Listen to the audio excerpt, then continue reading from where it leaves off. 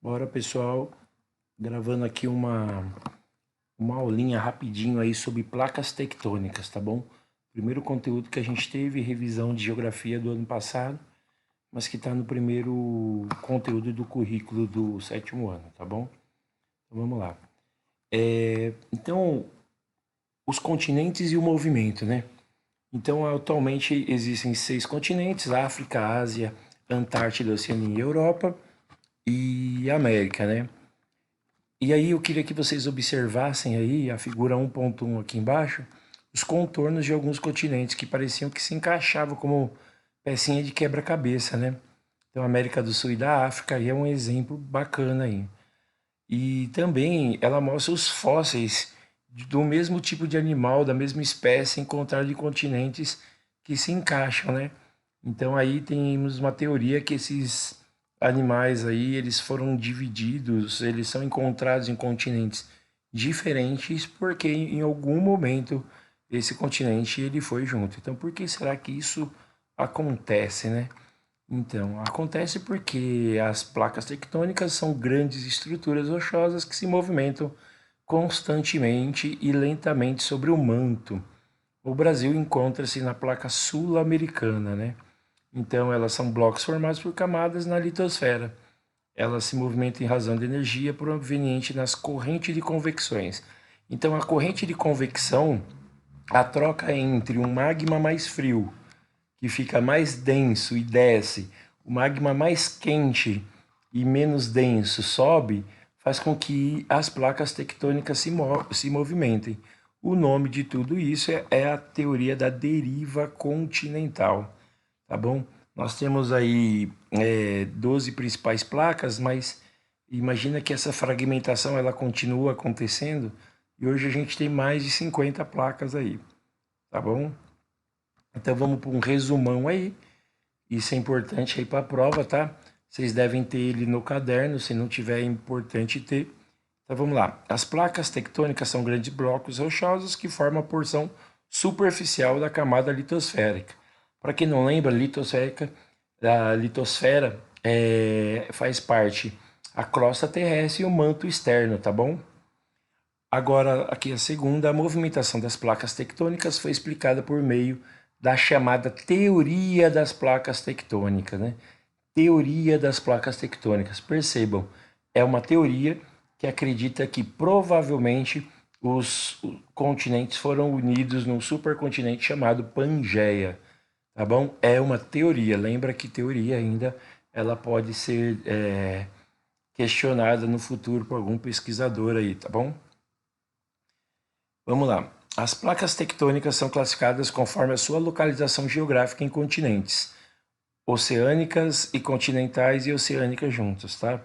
São exemplos de placas tectônicas: a placa do Pacífico, placa norte-americana, placa sul-americana e placa Nazca, tá bom? As placas tectônicas mediante a ação do magma do manto por meio da corrente de convecção, diferenciação de densidade do magma, tá bom? Como eu já tinha explicado aí. Os limites entre as placas tectônicas são classificados em divergente, convergente ou transcorrente, dependendo da movimentação, tá bom? A gente vai ver isso aí no próximo slide. O Brasil está situado na porção central da placa sul-americana e isso explica muita coisa aí, tá bom? Inclusive uma das formas aí que nós temos terremotos de baixa intensidade, tá bom? Continuando aí. Quais são os tipos de placas tectônicas? Então, a gente tem aí as placas oceânicas, são placas situadas no assoalho oceânico, placas tectônicas continentais, que são essas tectônicas localizadas nos continentes, tá? Nós temos as placas tectônicas oceânicas e continentais, que encontradas no assoalho oceânico e também no continente. É uma mista aí das duas primeiras. Então vamos lá, está um pouquinho esticado, mas dá para ver. O movimento das placas tectônicas é constante. Esses grandes blocos rochosos deslocam-se devido às correntes de convecção que ocorrem no manto terrestre, tá bom? Fruto da alta temperatura local que provoca movimentos circulares do magma. Então, movimentos circulares, vocês entendem, hein, gente? Diferenciação de densidade. Já é a segunda vez que eu estou falando, é importante, hein? Assim, as placas tectônicas situadas na crosta terrestre, movimento mediante a ação do magma do manto, tá bom? Em geral, de afastamento ou colisão. Colisão é atrito, tá? Eles são muito lentos, mas contínuos. A movimentação das placas tectônicas desencadeia fenômenos como vulcões e terremotos. E aí a gente tem o limite das placas tectônicas, né? Que ocorre as zonas de contato, onde a placa encontra com a outra aí. Então tem 3 tipos de limites, e a gente vai ver o primeiro aí, que é o limite divergente. Percebam na imagem, você tem as placas indo em direção opostas, tá? Essas placas indo em direção oposta, essa separação entre as duas ou mais placas, né, gera consequências com a formação das dorsais mesoceânicas, a expansão do assoalho oceânico. Por quê? Porque à medida que se separa, você tem ali a formação do magma, né, aumentando e criando continente. Então, no limite divergente, você acaba aumentando o assoalho oceânico, aumentando aí a crosta terrestre, tá bom? A gente vai ver que vai ser importante esse equilíbrio no futuro aí.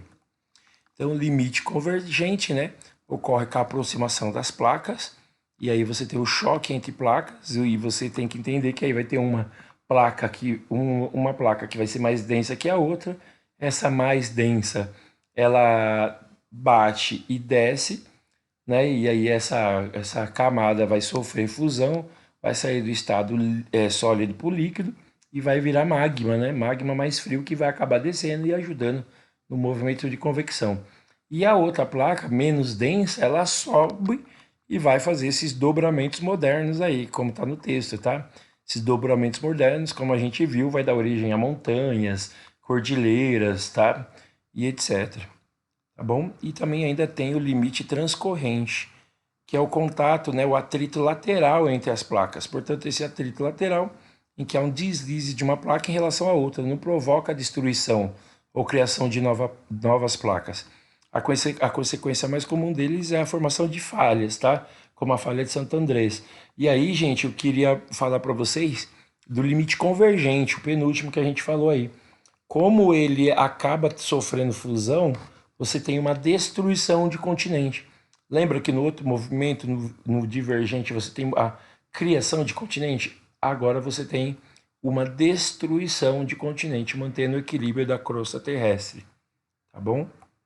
E aí, um resumão, era legal se todos tivessem aí um mapa conceitual feito por vocês mesmos. No começo do trimestre a gente fez um aí, tá bom? Videozinho curto, rápido, pra gente estudar aí pra prova, tá? Fiquem com Deus, dê um print na tela aí e boa prova.